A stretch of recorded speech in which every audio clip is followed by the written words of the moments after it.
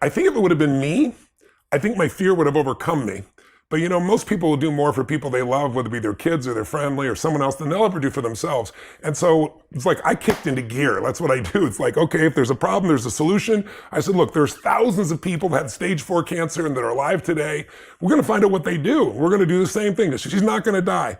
And then I just read every book I could on cancer.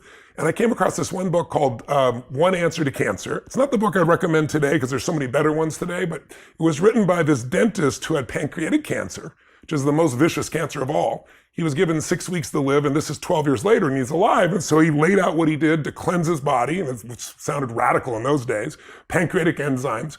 So I went to this woman, her name was Jenny. She was in her 40s. And I said, Jenny, you know you don't want to die. I said, but just going home and do nothing, why don't you read this book? This guy was in worse shape than you, and see if you wanted to apply this. And she read it, and she got inspired. And I gave her As a Man Thinketh to kind of work on her head a little bit. Anyway, long story short, within about 3 weeks, she had a tumor that was protruding in her shoulder and the one in her feminine organs.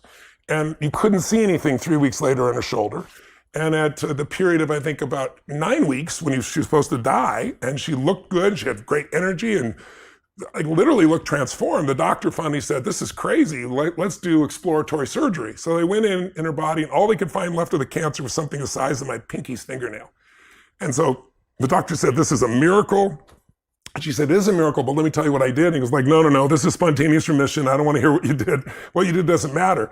But she's in her mid-80s today. She's still alive. And that shifted me from victimhood, like, oh my God, cancer could strike me down, to believing I'll be great.